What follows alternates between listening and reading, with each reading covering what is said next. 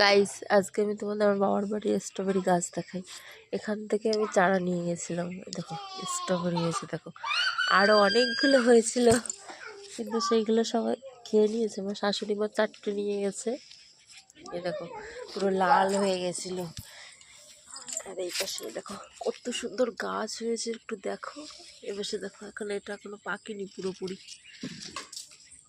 লাল হচ্ছে। আর সামনে বলো না, আমরা এসে দেখেছিলাম পেকে গেছে। আমার মেয়ে একটা খেয়েছে আর আমার শাশুড়ি মা 4টে নিয়ে গেছে। কি দারুণ দেখো, কত বড় বড় হয়েছে। আর এখানে কিন্তু কোনো বিছুলি কোনো কিছু ব্যবহার করা হয়নি, সোজা মাটির উপরেই। কি দারুণ লাগছে দেখো স্ট্রবেরি গাছগুলো, কি দারুণ হয়েছে, পুরো তরতাজা। এখানে কি বলতো, এখানে মাটিগুলো খুব ভালো, মানে যাই লাগানো হয় না কেন সবই ভালো হয়। কিন্তু আমার শ্বশুরবাড়ি ওখানে আবার মাটিটা অতটা ভালো না, মানে সব কিছু ভালো হতে চায় না।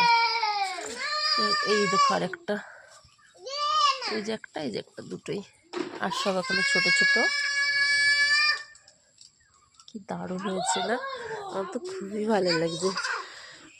আর এই পাশে দেখো অপরাজিতা গোলাপ ফুলগুলোর সাইজ দেখো, শুধু সাইজগুলো দেখো গাইস, কি দারুণ লাগছে। অপরাজিতা দেখো কত ফুল হয়েছে। এগুলো হলো অনেকগুলো পাপড়ি যেগুলো আছে না, সেইগুলো।